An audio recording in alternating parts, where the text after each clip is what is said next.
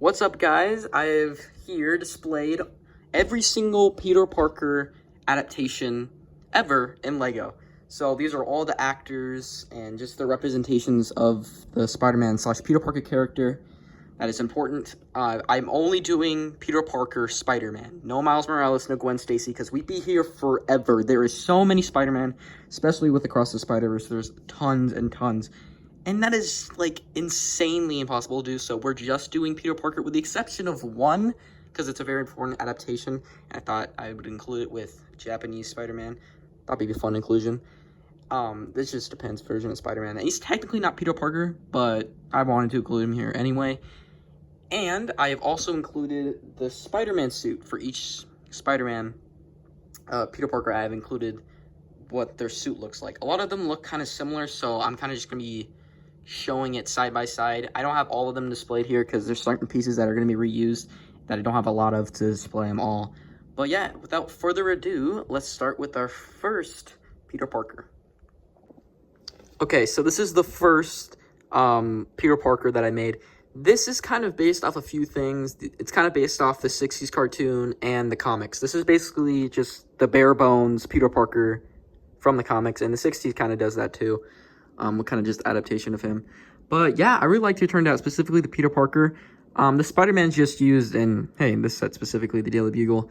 It's about the perfect, like, 60s Spider-Man you can go for this. I include a couple references in the set itself as well.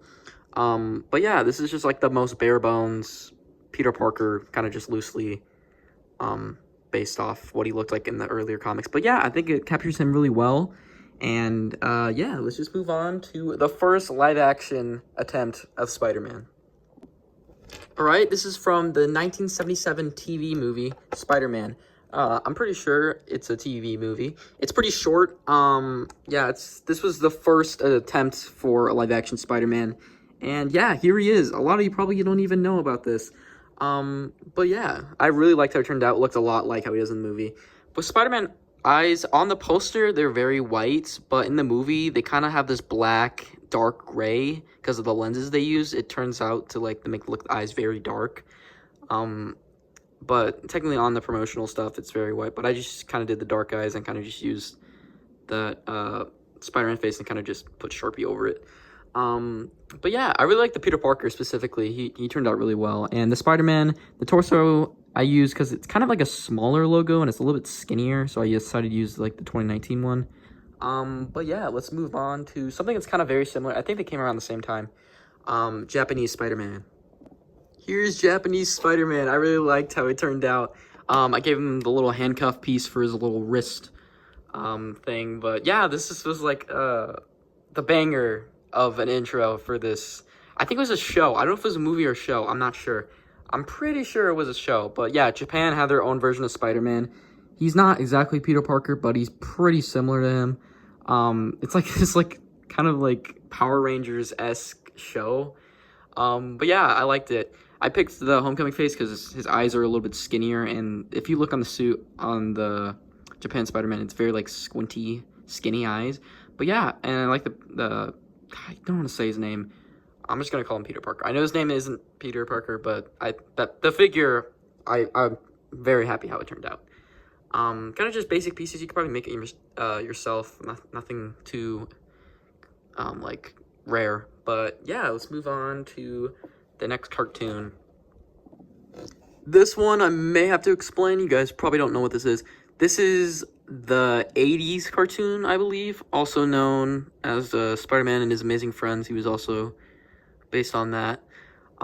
They're kind of like intertwined with those two shows are kind of intertwined together. But yeah, and of course the Spider-Man's just the basic bare bones Spider-Man because it is very similar to the 60s suit. Not a whole lot of Spider-Man pieces that could differentiate the two. They're not too different. But yeah, I mostly know it for the Spider-Man. I'm really happy with the Peter Parker though. It looks exactly from the one image. I'm gonna put the comparison on the screen so you know what I'm talking about because a lot of these are kind of obscure.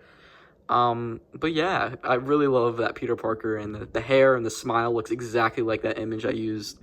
But yeah, it's really good. And now to one of my favorite adaptations of the character, the 90s Spider-Man.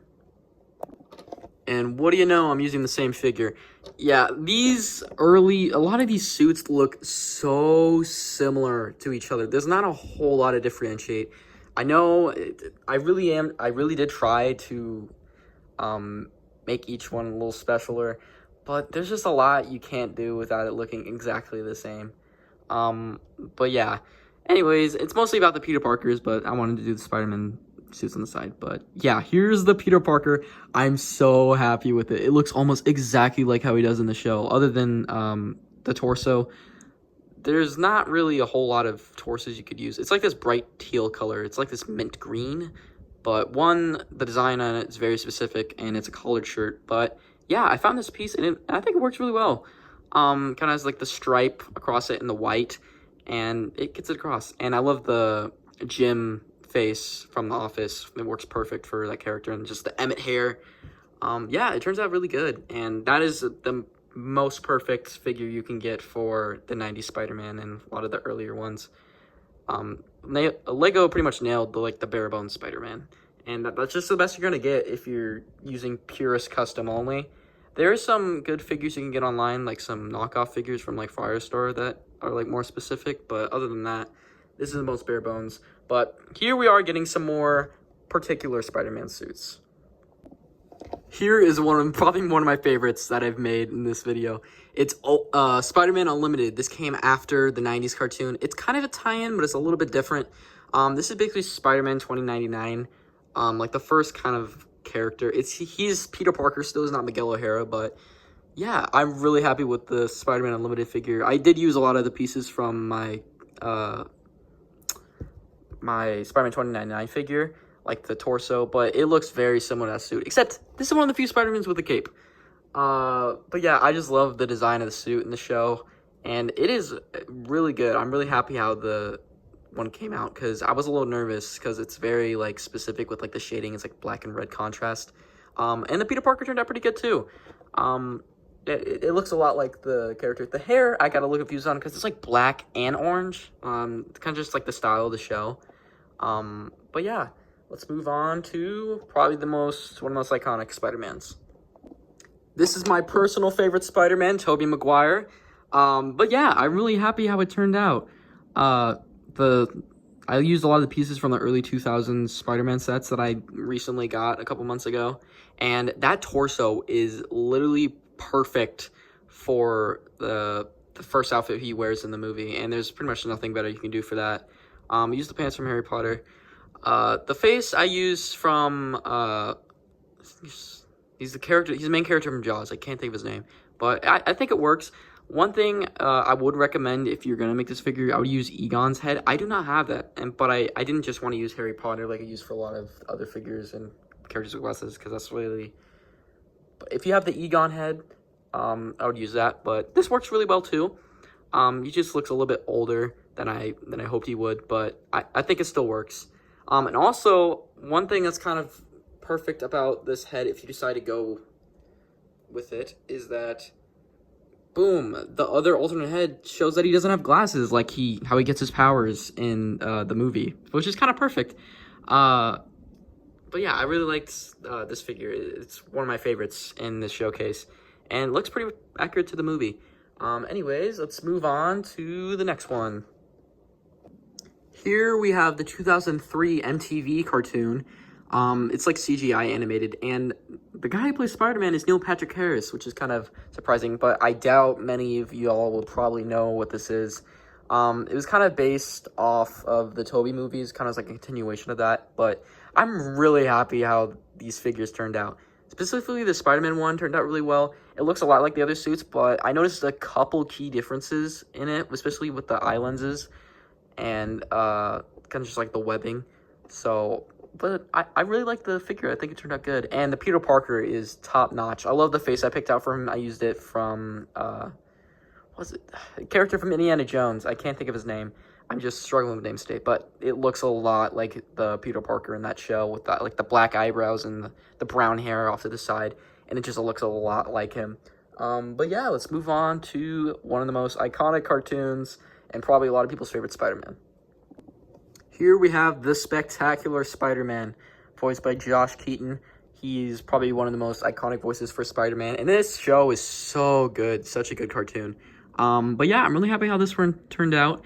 The one thing is the hands, their colors are inverted, but I just think it looks good either way. Kind of gets the point across. And the torso is about perfect for him, too. And the face with the little dimple, the Will Byers, looks a lot like him in the show. And I really like the Spider-Man. The one thing is, for some reason, I didn't realize, but my eye on that Spider-Man got scratched off. And yeah, it's the only one I have, so I kind of use it. But it kind of has that simplistic style of the show, so it kind of gets off that effect. But yeah, let's move on to one of the more iconic interpretations of Spider-Man. This is my childhood Spider-Man, Andrew Garfield. Let's go. But yeah, I'm really happy how this figure turned out. The new Edward Cullen hairpiece is perfect for Andrew's hair. You could use I forgot what it's called. It's like the one they're using the No Way Home set is pretty good too, but I just think this one looks about perfect for it. And I just realized, I'm like, oh my gosh, that piece is perfect for Andrew Garfield. But yeah, and of course the Spider-Man I used from No Way Home with the Homecoming suit pieces from the Sanctum Sanctorum, and it looks about perfect.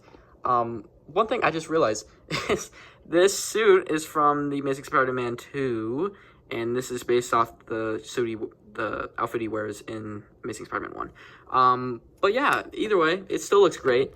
But yeah, and the face is just a basic face. There's not a whole lot of like specific faces you could use. Like the Lego just used Jim. But yeah, to kind of just give him that little serious face. But yeah, let's move on to, I think it came out the same year as well, the next cartoon. Here we have Ultimate Spider-Man. This is not a lot of people's favorite, but I grew up with this show, and it holds a very special place. Voiced by Drake Bell. He does pretty decent in that show, but oh my gosh, I love the Peter Parker that I made for this. Oh my gosh, it looks so good. And I just love it. It looks so, like, accurate to the show. The only thing is he wears a white shirt. But I couldn't find a torso that matched that. So I just had the black one instead because it was pretty close. And the Spider-Man, he's alright. There's not a whole lot of specific ones you could use. I just used the Homecoming with the new head that you get. I wanted to use the original 2012 one, but I could not find a good enough head for that figure. But they kind of used... That show was coming around the same time the Lego sets were coming out, and they kind of based it off with the big eyes from that show. But yeah, you can use that figure too if you want to. It's kind of based off that, and I would recommend that, but I could not find that figure. It is a very common figure, and I know I have one. I just couldn't not find it for this video. But yeah, I would recommend use the 2012 Spider-Man that they made around that time. Anyways, move on to the next live-action Spider-Man. Here we have Tom Holland Spider-Man, a lot of people's favorite. I also grew up with his movies as well as they were coming out. I've seen all of them. But yeah, I really like the Tom Holland figure that I made. He looks pretty good. I would recommend you use MJ's torso from that No Way Home set. It looks so accurate to it. But I did not get that set because, I don't know, it wasn't very interesting to me. So I kind of just based it off some of his earlier suits, but the jacket works. It looks a lot like the outfit I based it off of, and I used the No Way Home suit. My custom, I used the Mr. Incredible arms, and then just the base suit that they give you. But yeah, it turns out pretty good. Anyways, let's move on to probably one of people's least favorite Spider-Man adaptations. This is the 2017 cartoon. And I do not like this show, but I have to include it because it is an adaptation of the Spider-Man that I wanted to include. It's one of the cartoons. I basically just used the same suit that I used because they look very similar. Just that base bone, dark blue Spider-Man suit with the small logo in the middle. It looks very similar to the Ultimate Spider-Man cartoon version. But yeah, nothing too interesting. I liked how it turned out. I just used the torso because he just uses like a red jacket. He wears like a red hoodie. But yeah, let's move on to the video game. Here we have the video game, Spider-Man PS4, one of my favorite games of all time. And yeah, I really liked how it turned out, specifically the Spider-Man turned out really good. You know, I used the Spider-Woman, so you can kind of see it, but it's very faint. I know. But yeah, I think it still works. This is the, unless you want to spend the thousands of dollars to get the official one, the Comic-Con one, this is like the closest you're gonna get. But yeah, I just like the logo, the white logo. It works really well. And yeah, let's move on to the next one. Here is Across the Spider-Verse. I didn't include his spider suit because this is pretty much what he wears in that movie. I was deciding if I wanted to do Into the Spider-Verse or Across, but I think Across I could do a little bit better. But yeah, also they're releasing an official version of this figure soon. It's been leaked. But yeah, it turned out pretty good. I liked it. Kind of gives the look of that character. And yeah, let's move on to our final figure and the newest adaptation. Your Friendly Neighborhood Spider-Man, the newest one. Yeah, I think it turned out, the Peter Parker turned out pretty good. There is not a good enough head for the Future Foundation shoot. So I just used Gwen, and this is the closest you're going to get without breaking the laws. You could do the Lego laws or whatever, non-purists. You can probably do the black Sharpie around it. I know many superheroes today did that, and it looks pretty good. But that would be permanently ruining the head. But this Gwen Stacy figure is fairly common, so if you wanted to, you could. But yeah. I hope you guys enjoyed this video. I spent a long time getting all these figures. If you guys could like and subscribe, I would really appreciate it, because this took a long time. But yeah, see you guys next time.